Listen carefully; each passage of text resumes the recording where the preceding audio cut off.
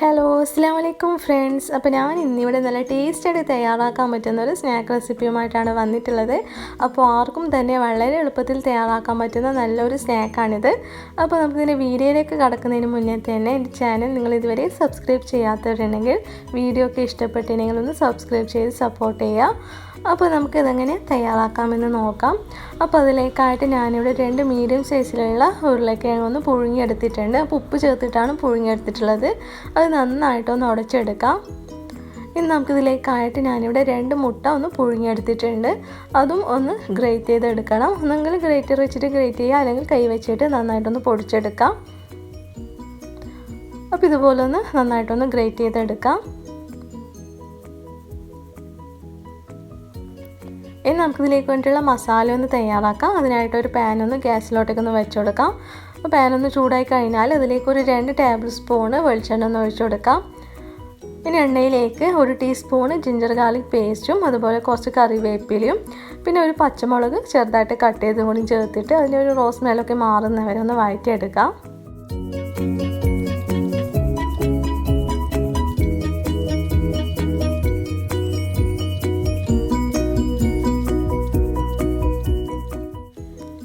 നമുക്കിതിലോട്ടേക്ക് ഒരു മീഡിയം സൈസിലുള്ള സവാള ചെറുതായിട്ട് കട്ട് ചെയ്ത് കൂടി ചേർത്ത് കൊടുക്കാം.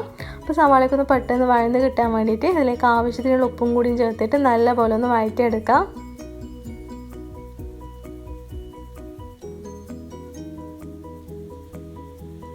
ഇപ്പോൾ നല്ലപോലെ ഒന്ന് വഴന്ന് വന്നിട്ടുണ്ട്. ഇനി നമുക്കിതിലോട്ടേക്ക് ഒരു 1/2 ടീസ്പൂണ് മുളക് പൊടിയും അതുപോലെ ഒരു 1/4 ടീസ്പൂൺ മഞ്ഞൾപ്പൊടിയും പിന്നെ 1 ടീസ്പൂണ് കുരുമുളക് പൊടിയും കൂടി ചേർത്തിട്ട് നന്നായിട്ടൊന്ന് വഴറ്റിയെടുക്കാം. ഇനി അതിലോട്ടേക്ക് ഒരു 1/2 ടീസ്പൂണ് ചിക്കൻ മസാല പൗഡറും കൂടി ചേർത്ത് കൊടുത്തിട്ടുണ്ട്. അപ്പോൾ ഇതും കൂടി ചേർക്കുമ്പോൾ നല്ലൊരു ഫ്ലേവർ നമുക്ക് ഈ ഒരു മസാലക്ക് കിട്ടും. അതുകൂടെ ചേർത്തിട്ട് ഒന്ന് ജസ്റ്റ് ഒന്ന് വഴറ്റി കൊടുക്കാം. ഇനി നമുക്കിതിലേക്ക് കുറച്ച് മല്ലിയിലയും കൂടി ചേർത്ത് കൊടുക്കാം. അതുപോലെ തന്നെ നമ്മൾ നേരത്തെ ഗ്രേറ്റ് ചെയ്ത് വെച്ചിട്ടുള്ള മുട്ടയും കൂടി ഇതിലേക്കൊന്ന് ചേർത്ത് കൊടുക്കാം.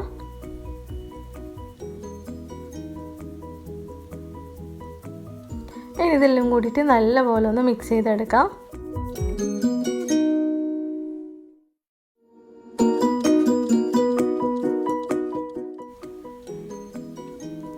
അപ്പോൾ നമ്മൾ മസാല ഇവിടെ റെഡി ആയിട്ടുണ്ട്. നമുക്കൊന്ന് ഫ്ലെയിം ഒന്ന് ഓഫ് ചെയ്യാം. നമുക്ക് ഈ ഒരു മസാല നമ്മൾ നേരത്തെ ഉടച്ച് വെച്ചിട്ടുള്ള പൊട്ടറ്റോയിലേക്കൊന്ന് ചേർത്തിട്ട് നന്നായിട്ടൊന്ന് മിക്സ് ചെയ്തെടുക്കാം.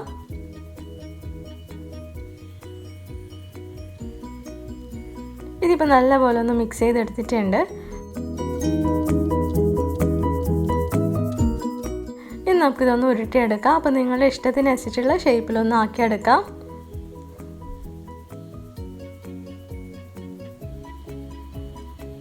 അപ്പോൾ ഞാനിവിടെ ഈ ഒരു ഷേപ്പിലാണ് ആക്കിയെടുക്കുന്നത്.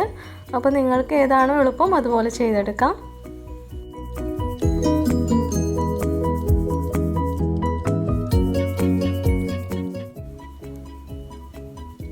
അപ്പോൾ ഇതുപോലെ തന്നെ എല്ലാം ഞാനിവിടെ തയ്യാറാക്കി വെച്ചിട്ടുണ്ട്. നമുക്കിതൊന്ന് ബ്രെഡ് ക്രംസിലൊന്ന് കോട്ട് ചെയ്തെടുക്കണം. അപ്പോൾ അതിനായിട്ട് ഞാനിവിടെ കുറച്ച് ബ്രെഡ് ക്രംസ് എടുത്തിട്ടുണ്ട്. പിന്നെ ഇതുപോലെ കുറച്ച് വെർമിസെല്ലിയും കൂടി എടുത്തിട്ട് നന്നായിട്ടൊന്ന് പൊടിച്ചെടുക്കാം. എന്നിട്ട് ഇത് രണ്ടും കൂടിയിട്ടൊന്ന് മിക്സ് ചെയ്തെടുക്കാം.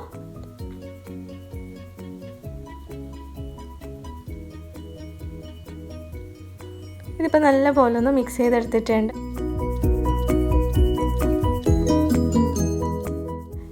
ഞാനിതിലേക്ക് ഒരു മുട്ട ഒന്ന് ബീറ്റ് ചെയ്ത് കൊടുത്തിട്ടുണ്ട്. ഇനി നമുക്കിതിലേക്കൊന്ന് ഡിപ്പ് ചെയ്തിട്ട് നമ്മൾ തയ്യാറാക്കി വെച്ചിട്ടുള്ള ബ്രെഡ് ക്രംസിലേക്കൊന്ന് ഇതുപോലെ ഒന്ന് കോട്ട് ചെയ്തെടുക്കാം. അപ്പോൾ ഇതിലേക്ക് വെർമിസെല്ലി ഇട്ടുകൊണ്ട് തന്നെ നമുക്ക് നല്ലൊരു ക്രഞ്ചി ആയിട്ടുള്ളൊരു ഫീൽ കിട്ടും. അപ്പം വെർമിസെല്ലി ഇല്ലാത്തവർക്ക് ബ്രെഡ് ക്രംസിൽ മാത്രം തയ്യാറാക്കിയാലും മതി. അപ്പോൾ ഇതുപോലെ തന്നെ എല്ലാം ഇവിടെ ഒന്ന് കോട്ട് ചെയ്തെടുക്കാം.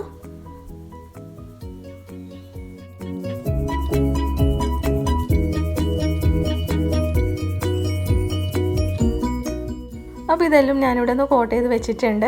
ഇനി നമുക്ക് ഇതൊന്ന് ഫ്രൈ ചെയ്തെടുക്കണം. അതിനായിട്ട് ഓയിലൊന്ന് ചൂടായി വന്നിട്ടുണ്ട്. അപ്പോൾ ഒരു മീഡിയം ഹൈ ഫ്ലെയിമിലിട്ടിട്ട് ഇതൊന്ന് ഫ്രൈ ചെയ്തെടുക്കാം.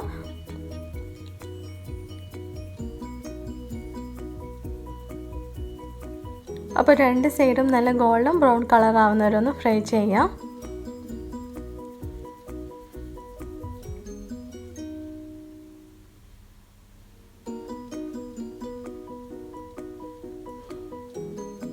അപ്പോൾ ഇതിവിടെ റെഡി ആയിട്ടുണ്ട്. നമുക്ക് എണ്ണയിൽ നിന്നൊന്ന് കോരിയെടുക്കാം.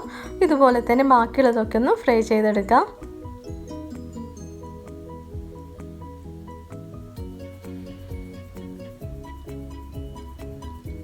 അപ്പോൾ നമ്മൾ ടേസ്റ്റ് ആയിട്ടുള്ള ഈ ഒരു സ്നാക്ക് ഇവിടെ റെഡി ആയിട്ടുണ്ട്. അപ്പോൾ എല്ലാവരും ഇതൊന്ന് തയ്യാറാക്കി നോക്കാം.